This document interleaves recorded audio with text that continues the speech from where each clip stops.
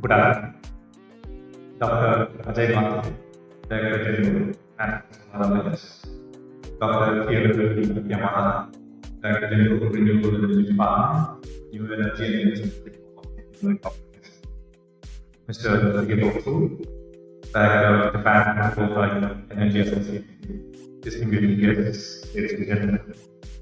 It is an honor and privilege for us to welcome Dr. Ajay Mathur, the Director General of JPEA, to the industry.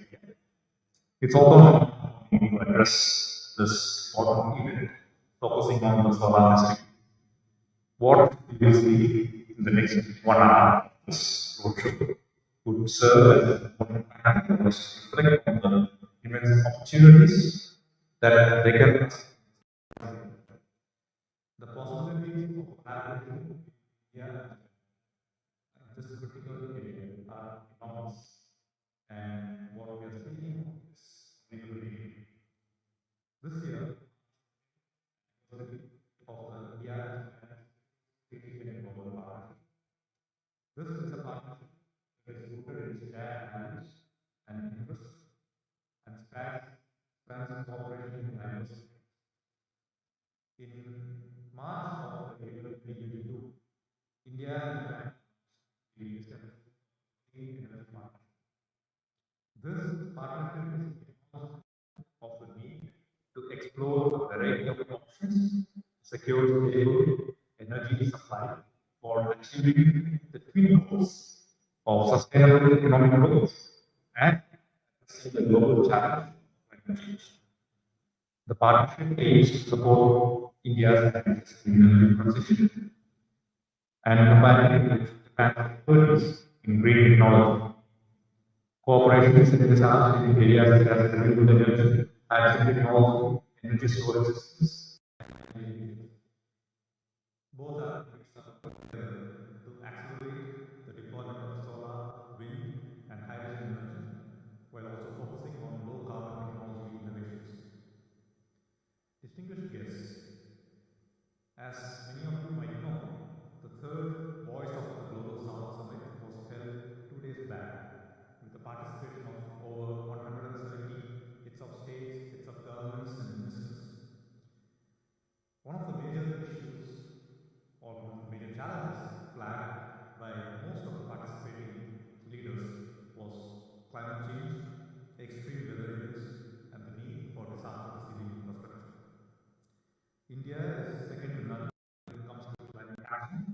justice. We have made marked strides in the field of solar energy, emerging as one of the global leaders in this area. Key initiatives like the National Solar Mission and the establishment of solar parks across various states have driven this growth. Large-scale solar projects, rooftop solar initiatives, and so on and so forth have enabled the country to reduce its dependence on fossil fuels, lower greenhouse gas emissions, and pave the way for a sustainable energy future.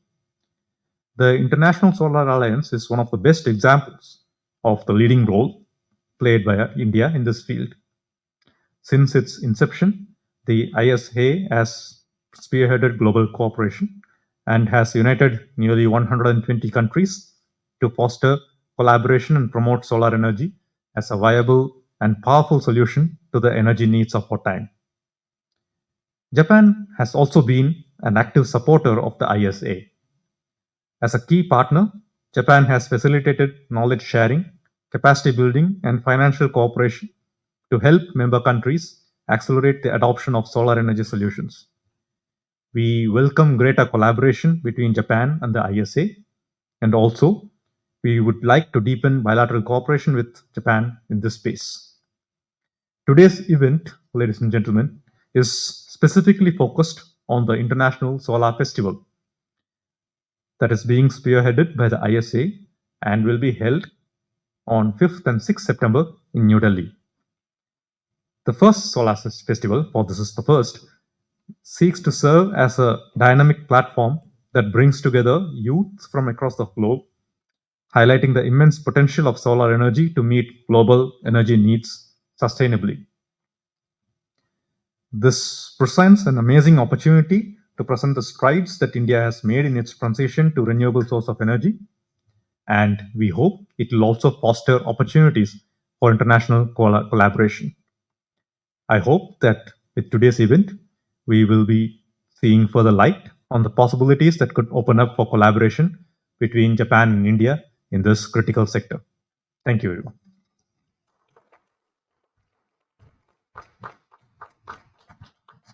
Thank you, sir, for that remarks. Next, I would like to invite Dr. Hiroyuki Yamada, Director General, Renewable Energy Department, New Energy and Industrial Technology Development Organization, to make a presentation.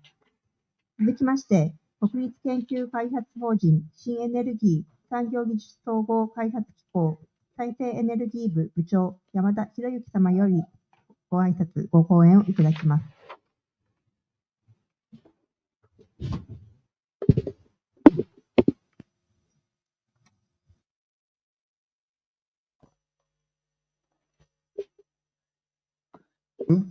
ご紹介ありがとうございます。First of all, I'd like to thank everyone who organized this event.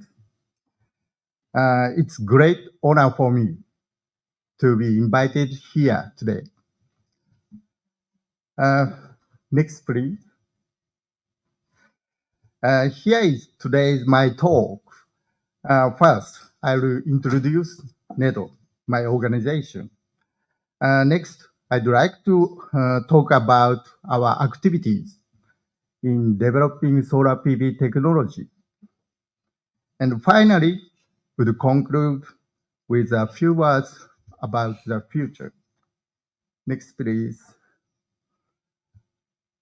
Yes, NEDO stands for New Energy and Industrial Technology Development Organization. We are one of the governmental organizations for research and development under the administrative control of Ministry of Economy, Trade and Industry, METI, Government of Japan. Our mission is to addressing energy and global environmental problems and enhancing industrial technology. Currently, we are promoting about 100 technology development projects together with about 1,000 companies and hundreds of universities in and outside Japan. NEDO is also one of the largest public research and development management organizations in Japan. Next, please. Our scope of work is broad, such as renewable energy, battery, smart grid, energy conservation, carbon capture, storage, and utilization, robotics, materials, etc., etc. Next, please. This chart shows the annual budget allocation. As you can see, most of budget is allocated to the energy and environmental sector. We also support tech startup. In addition to this, there are huge fund, total of 57 billion US dollar. This fund is established by the government of Japan for each project purpose and provide funds to promote development over the multiple years. Next, please. This is chronology of NEDO. NEDO originated with the Sunshine Project. The Sunshine Project was planned just before the oil crisis, projected to develop an alternative energy source to oil. This was 50 years ago. NEDO was established in 1980 to accelerate the Sunshine Project. Since then, NEDO has been working to develop renewable energy technologies. NEDO, in collaboration with JPEA, JICA, and Embassy of Japan in New Delhi, signed a cooperation agreement with ISA in 2022. This will be mentioned at the summary. Next, please. The Sunshine Project 50th anniversary event was held in June in Tokyo. We looked back at the progress we made and discussed the future.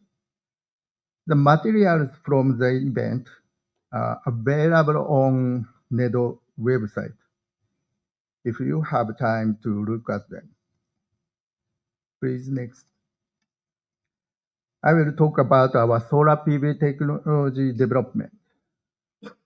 First, I will explain the motivation for this development. The 2030 target has been set as a milestone towards achieving carbon neutrality by 2050. We have only few years to go, but to achieve that goal, we will need to significantly increase the amount of renewable energy installed. Next, please. For solar power, more than 30 gigawatts must be installed. Next, please. However, Japan has already aggressively promoted solar power generation. As a result, there are fewer locations suitable for its install. This figure shows the amount of PV installed per land area and per flat land area. Of course, land is just for solar power plant. Land is not just for solar power plant. A different approach is needed to further expand solar PV power generation. Next, please. Therefore, NEDO has been working to demonstrate solar sharing with agriculture and water-based installation technology to ensure that power generation project can continue safely and long term in this environment. We have developed and published design guidelines to enhance reliability. Next, please. In addition, we are also developing next generation solar cells that are lightweight and highly efficient. Lighter weight is expected to have the effect of increasing the number of locations where they can be installed. The project shown in this slide will develop perovskite solar cells from basic technology development at the laboratory level to demonstration technology development on a mass production scale. Next, please. We are also developing tandem solar cells to further improve the conversion efficiency of solar PV. Next, please. If high-efficiency solar cells can be realized, their use will expand. For example, it would be possible to install them directly on electric vehicles to supply power. Next, please. As a reference, just like India, Japan has also successfully landed on the moon, and the lander was equipped with solar panels developed through a NEDO project. Its solar cell is very high efficiency, more than 30%. Next, please. Now, we are not only developing photovoltaic technology with so many PV installations, a large amount of used solar panels will be disposed of in the future. According to our projections, solar panel waste will peak between 2035 and 2037. We are developing technology to prepare for this. Next, please. NEDO is developing various technologies for dismantling solar panels. These technologies will contribute to circular economy. Next, please. Finally, I'd like to briefly talk about the future. Next, yes. Develop high value add PV power generation system with lightweight, high conversion efficiency PV module. Ensure the safety and reliability of PV power generation systems and develop recycling technology for PV panel. Through these efforts, we will achieve mass installation of PV power generation and contribute to achieving carbon neutrality by 2050. To take on these challenges, international cooperation is also necessary. And I think it's important to share the value of technology with other countries. Next, please. NEDO is engaged in international cooperation projects with various countries. NEDO has also been working on a solar power generation project with India. Next, please. We were also able to establish a cooperative relationship with the India-led International Solar Alliance. Also, Dr. Mathu, DJ of ISA, has a long association with NEDO. From your time as DJ of BEE and DJ of TRI. Yeah. We are very pleased to be working with ISA to increase the value of solar power and promote solar power. Next, please. That's all. Thank you for kind attention. Thank you very much.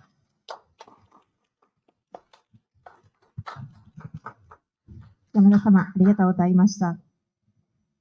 続きまして、一般社団法人太陽光発電協会理事、鶴重人様よりご講演をいただきます。Next, I would like to invite Mr. Shigeto Tsuru, Director, Japan Photovoltaic Association, JPEA, to make a presentation.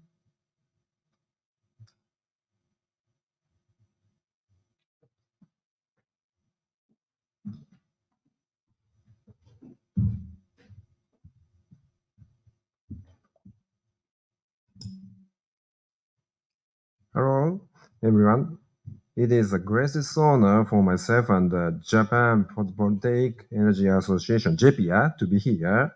The special roadshow for upcoming International Solar Festival held in New Delhi next month. First of all, on behalf of Mr. Yamaguchi, JPEA chairperson, I'd like to express my sincere gratitude to His Excellency Mr. C.V. George, the Ambassador of India to Japan, Ms. Devjani Chakrabarti, the Minister of Economics and Commerce, and everyone at the Indian Embassy for giving me this opportunity. Taking this valuable opportunity, I'd like to introduce you to PV and its business in Japan. Firstly, what JPEA is all about and its activities, including international activities. Secondly, the current PV market and issues to address in Japan. And finally, the latest PV Outlook 2050 that JPEA just published. Next, please. Let's start by looking at JPEA. JPEA was founded in 1987. The current chairperson is Mr. Goro Yamaguchi, a chairperson of Kyocera Corporation. We aim at contributing to the prosperity of Japanese economy and the improvement of quality of life by establishing and promoting the use of PV technologies and developing PV industries, thereby achieving the common benefit of our members. Our main activities are shown here. For example, offering a policy proposal about PV dissemination to the national and global governments, reporting PV stats, setting PV industry standards to maintain and improve the quality of business activities, including sales, installation, and maintenance. Education and awareness raising activities such as exhibitions, symposium, and seminars. We have 153 members at this moment, consisting of players in the full range of PV industry in Japan, from module manufacturers to electric power companies. Recently, as Dr. Yamada has explained in his presentation, waste disposal companies have joined us as there is a growing interest in PV module disposal and recycling in Japan. Next, please. One of our major activities is international relations and information gathering from the global market. Our International Operations Committee is in charge. The committees are making its contribution for enhancing the development of Japanese PV industries through the research on trends in solar power generation in each region of the world, which has begun to spread widely by virtue of the technological innovation and policies to promote the spread of each country's government through the cooperation with overseas PV and energy industry partners, and through the providing information to both inside and outside the country. Next, please. Especially as a neighbor in the Asian Pacific region, we have looking forward to working together to promote the expansion of the PV with Taiwan, Australia, Korea, China, of course, India. Our shared goal is to address the challenges collectively, find innovative solutions, and advance both technology and regulatory frameworks. We firmly believe that these efforts will serve as vital support for the promotion of renewable energy in Asia. By pooling our knowledge, resources, and expertise, we can make significant strides towards a more sustainable energy future. We are a member of GSC, a Global Solar Council, so we also support ISA events along with GSC. We have participated in last year's New York Climate Week and the Global Renewable Alliance initiative, tripling global renewable energy capacity at COP28. This event will be a fantastic opportunity to bring a voice to solar and visibility to PV on an important global stage. Next, please. I'm going to briefly tell you about the current PV market and the issues in Japan. Global new installations last year exceeded 400 gigawatts, 80% increase over the previous year. Japan's new installations, 6.2 gigawatts last year, has continued to decline, and its global share has also kept falling from 9.5% in 2016 to 1.5% of the world's total last year. PV market is rapidly expanding globally whilst sluggish in Japan. Next slide, please. The annual installations in Japan peaked at 9.4 gigawatts in 2014 and is currently halved to around 5 gigawatts. Feed-in tariff feed-in premium certifications have declined significantly since 2015 to 1.5 gigawatt in 2 years ago. Without the recovery of newly certified feed-in tariff feed-in premium projects and rapid growth of non-feed-in tariff feed-in premium PPA projects, the new PV installations will continue to decline significantly in the future. Next slide, please. As explained, PV in Japan is faced with the existential crisis. We are now devoting all its effort to rescuing PV from its critical situation and putting it back on the growth track.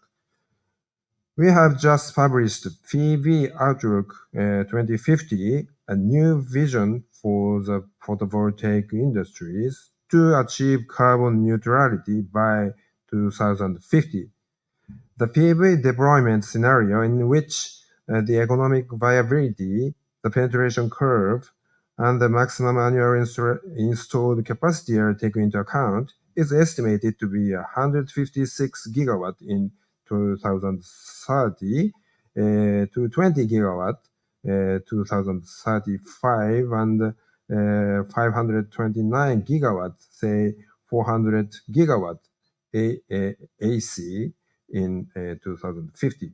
Rooftop installation have largest potential, but it has been found that the ground installations also have considerable potential if agricultural land is included. In addition, unconventional installations such as on water or on battery EVs are also possible. Next slide, please. Our study revealed that Japan's technical potential, which ignores economic viability for PV installation, is 2,380 gigawatts. The actual cumulative installed capacity at the end of 2022 is only 3.6% of the technical potential. JPEA estimates that 529 gigawatts DC in terms of DC in 2050, equivalent to 22% of potential, can be economically deployed by 2050. JPEA is taking the lead in solving the issues and making the best effort to introduce a 400 gigawatt to achieve Japan's carbon neutrality target. Next, please. There are various challenges to overcome in achieving the Japan's immediate implementation target, and JPEA is obliged to take the initiatives in solving them. We have set major 6 challenges as shown in this diagram. We hope the efforts being made in Japan, a country facing with PV challenges, can serve as a reference for India, a country with growing PV. Next, please. Oh, sorry. Let me just touch upon the major issues that we have to address. Increasing curtailment, cannibalization, long-term stable operation even after 20-year feed-in tariff period, carbon price, frequent copper cable theft suffer for PV power generators, and local communities' opposition to PV and tightening regulations against PV by local and national governments. Promoting good relations and cooperation with local communities are more important than ever. Sorry. Finally, let me conclude my presentation today. This place in Indian Embassy and everyone gathered here today make me feel like I'm in India, even though I have visited India only once. But I can feel very relaxed. Finally, we wish you a very best success in the International Solar Festival next month. Thank you for your attention.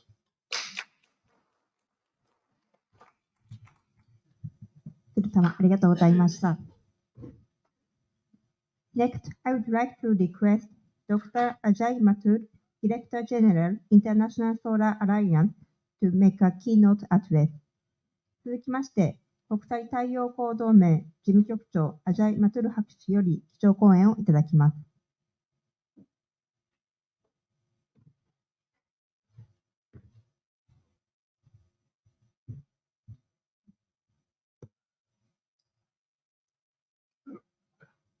The charge d'affaires of India in the Embassy of India in Japan, the Director General for Renewables in the NADO,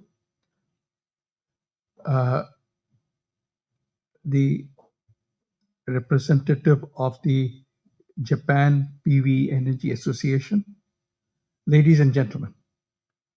First of all, Nihon ki modotore ko rarete urishi desu. Have I got it right? I'm delighted to be back in Japan. So you spoke of the long association. I am very proud of it. We have learned a great deal from this great country, and we continue to develop this relationship. The agreements that we have developed with Japan, and particularly with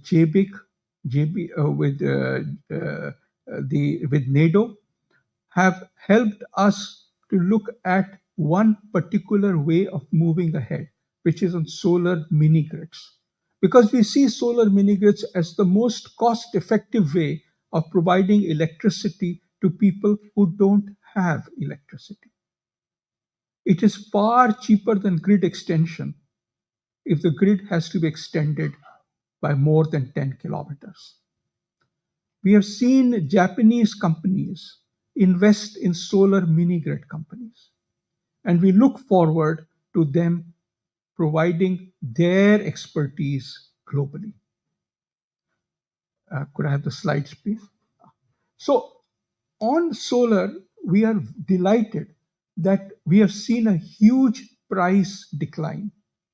We have seen a huge growth in installations, and we have seen that the political commitment is also there. Of course, these lead to challenges, which I will come back to in a moment. But I would like to say, whether it is Japan, whether it is India, whether it is most of the rest of the world, not all, solar is moving in the right direction. Next, please. As far as the International Solar Alliance is concerned, okay, well, here are three ways. You talked of floating solar.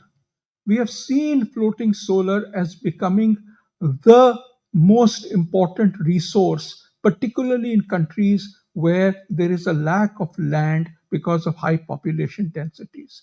So, whether you talk of Japan or of Bangladesh or of Maldives or even of the small island states in the Pacific, for example, we see solar PV as being floating solar as being a primary source of carbon free electricity in those countries. We have seen large scale floating solar being put up to provide electricity, and we believe that your experience and ours helps us to move ahead.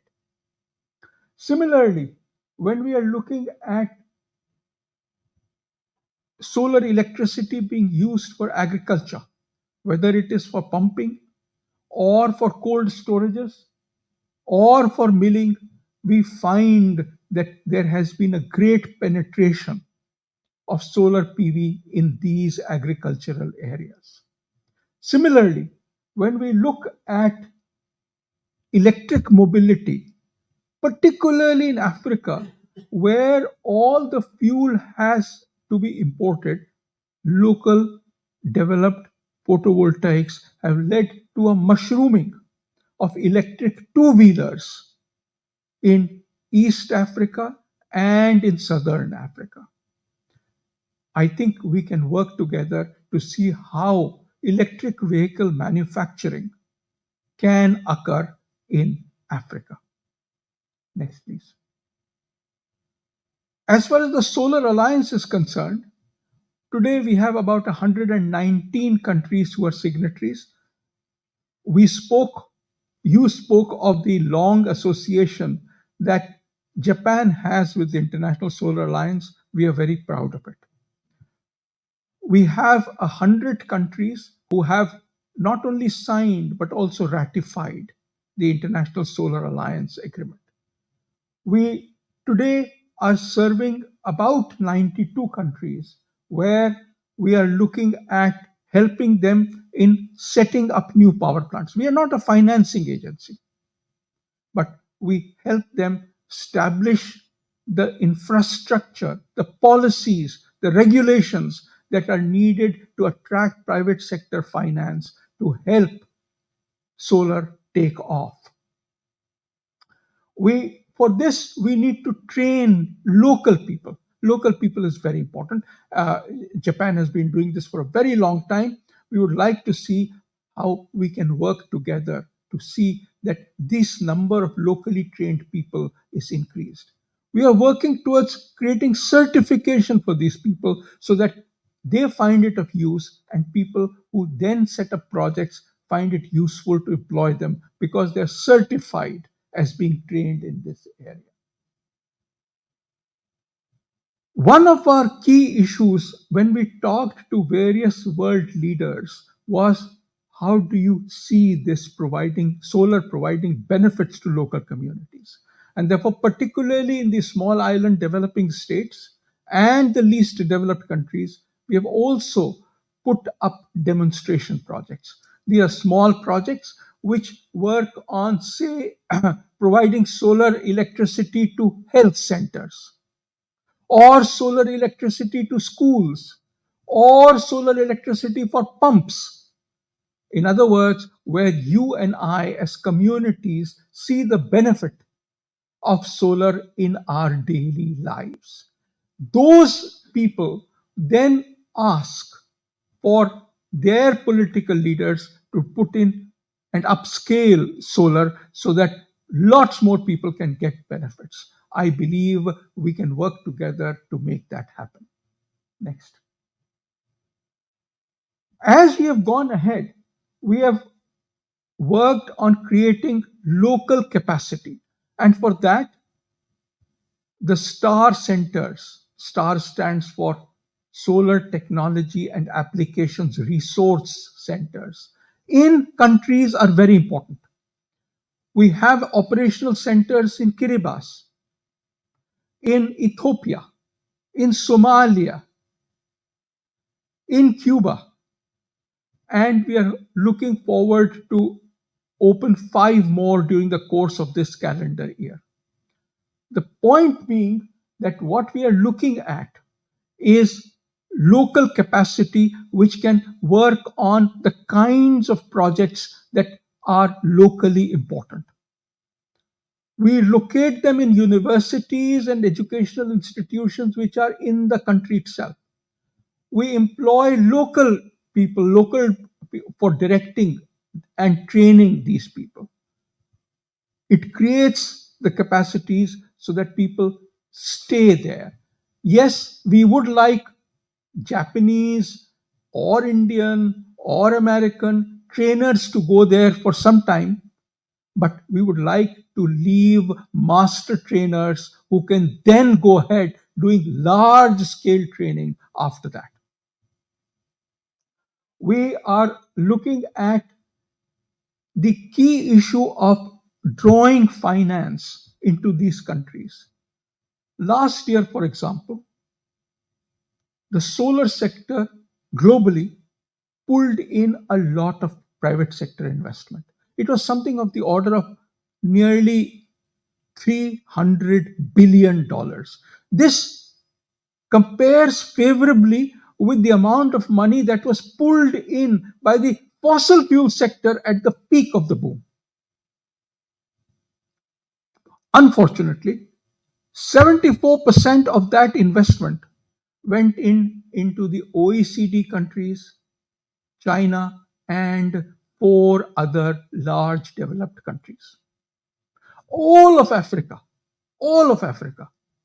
just got 3% of that investment money. So we talked to the private sector and said, why don't you invest in Africa? That's the place with the best solar radiation. That's where people need the most electricity. The answer we got was that they weren't comfortable, they weren't confident that they would get returns on the investment that they make. They also said, we need a pipeline of projects, not just one project. The International Solar Alliance, therefore, is in the process of creating the GSF, the Global Solar Facility, which will provide a guarantee to the foreign investments that occur in solar, but only for small projects, not for large projects. We hope that the presence of this guarantee will encourage the private sector investors to invest in solar projects, in small solar projects in the developing countries, particularly in Africa. I would very, very much like Japan to contribute to this guarantee fund. This is one side. Another side, a second side, is these kinds of investments create confidence only when there is regulatory structures which help. We therefore provide regulatory training for countries to look at their own investment and in particular electricity rules to see what can be changed. I'll give you an example. Cuba, all the electricity investments were made by the government. There were a few investments that were private sector, but where the tariffs were negotiated.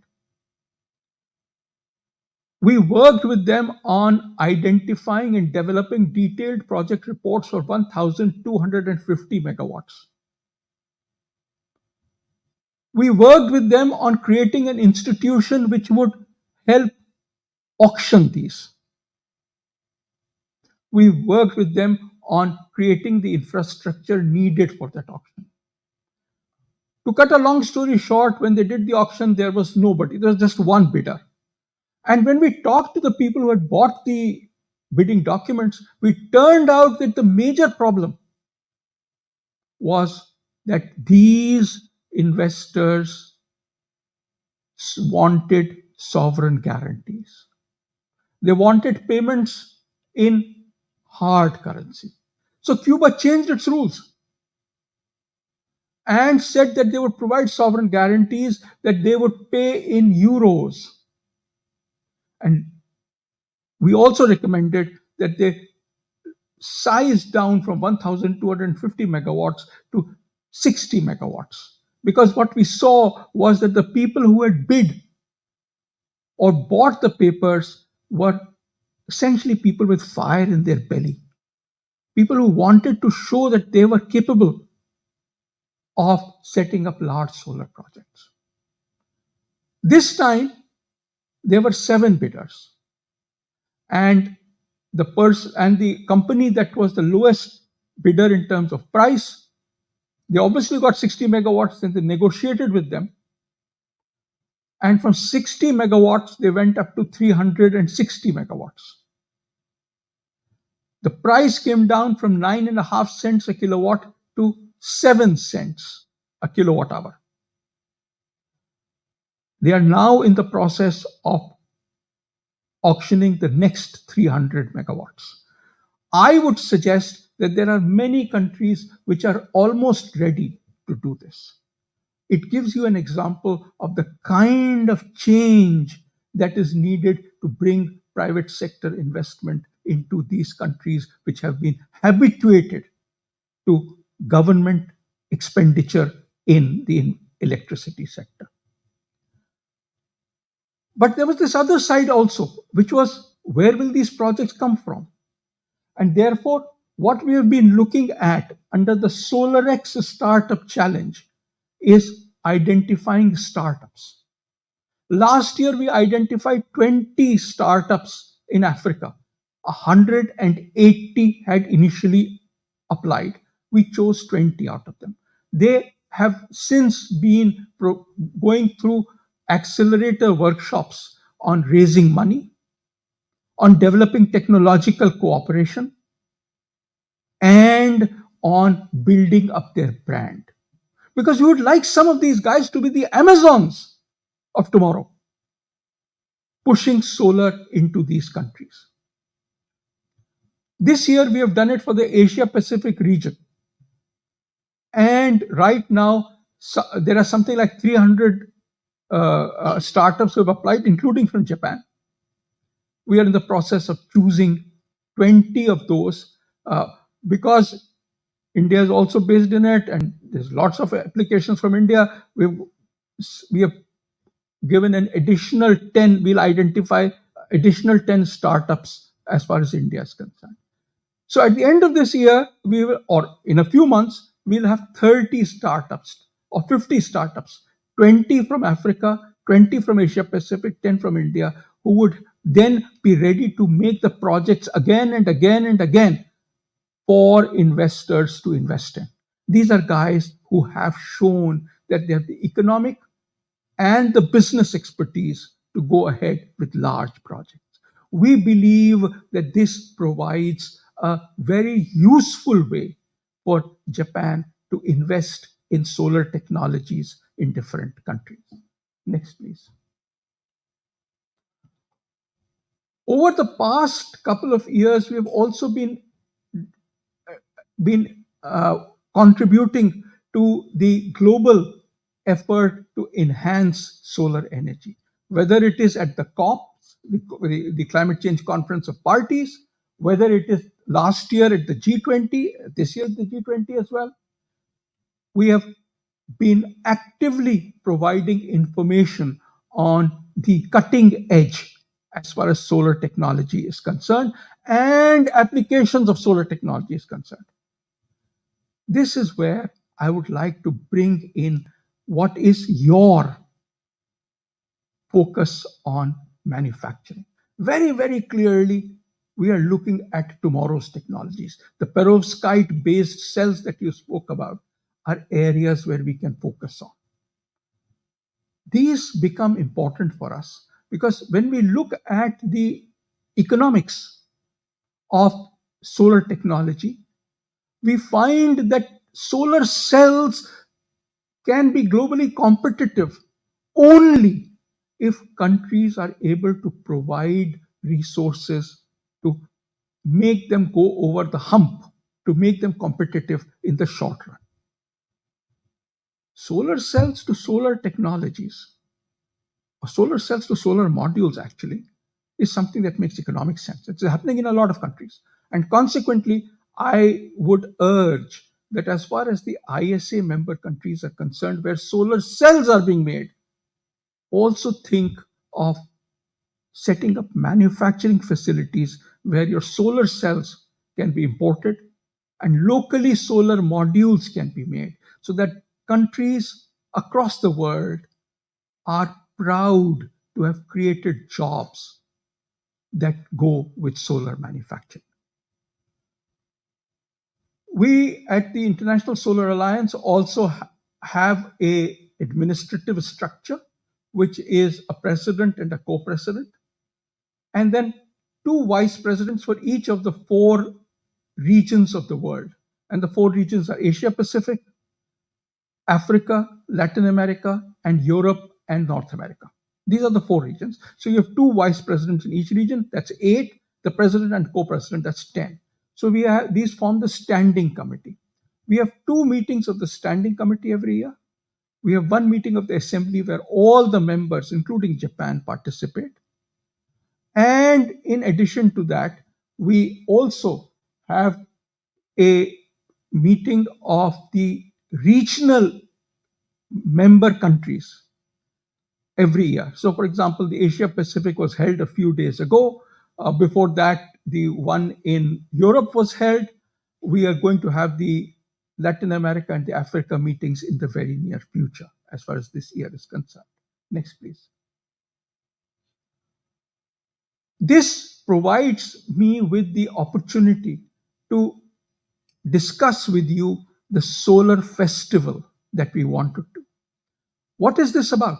It is about creating an awareness across multiple communities on the advantages of solar. We see that solar, because it is contributing electricity, both generation and use at the user level, provides an opportunity to women that large scale power generation never had.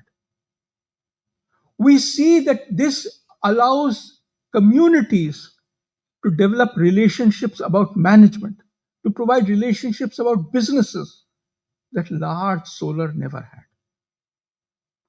We see that the youth of tomorrow, in order to charge their cell phones, charge their iPads, charge and do a lot of their daily work, are far more attuned to having solar panels at home rather than any other power source. We look forward to bringing them all together. And with the most important contribution of all of these is the private sector, which forms the basis of all that we do, of the arrangements, of the physical arrangements that are needed for the solar electricity to grow. Obviously, governments are important, obviously, because without public policies, we cannot move ahead. But at the ISA, we talk to governments all the time. This festival is about reaching out to a huge number of stakeholders apart from those we have. And in the process, create the buzz, create the awareness, create the interest of all of these communities in developing solar. Next. At the solar festival, therefore, there is a lot of things happening. We are getting all the startups there to celebrate the innovation showcase. We are looking at an exhibition booth, which is an exhibition area, which is very much about how people have interacted with solar in the past, and we are looking at new ways in the future. We are looking at a private sector caucus of the CEOs. We are looking at various plenary and technical sessions, and so on. In other words, there is something in it for everybody, which is brought together by the activity zone, where we have leading performers playing particularly the kinds of not just songs, but a lot more things which have to do with solar. Next. We look forward to having a lot of you with us at the Solar Festival. We wish that you participate both in person and virtually, and we look forward to welcome you at the Solar Festival. I thank you for your attention.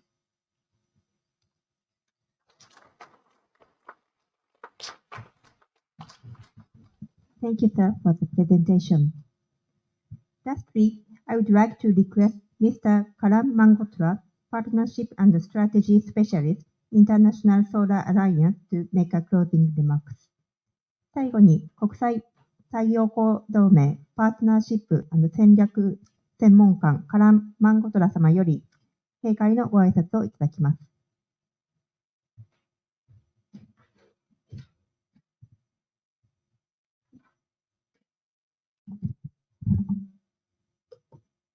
Thank you very much, and thank you for giving me this opportunity to propose the closing remarks for today.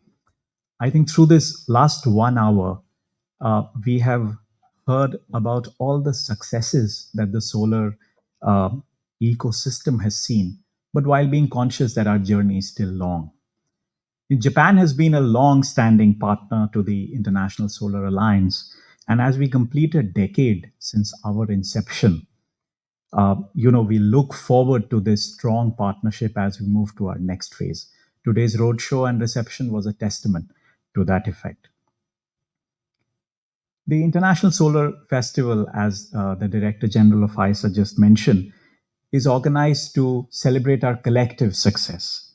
And this could not have been possible, today's event, without our partners NIDO, JICA, JETRO, JPEA, and the others who are here. The discussions that we have with METI provide a very strong guidance and suggestions and a strong foundation for our work at the ISA as well. I would be failing in my duty if I would not thank the Indian mission that has helped us put this all together in a short span of time, and in particular the support provided by Ms. Debajani Chakravarti and Natsumi-san to put this together. Thanks to the DCM Excellency Ravindran and the Ambassador Excellency George, who could not be here with us today. But thank you all for coming, and look forward for most of you to be there at the festival in New Delhi on the 5th and 6th of September. Thank you very much.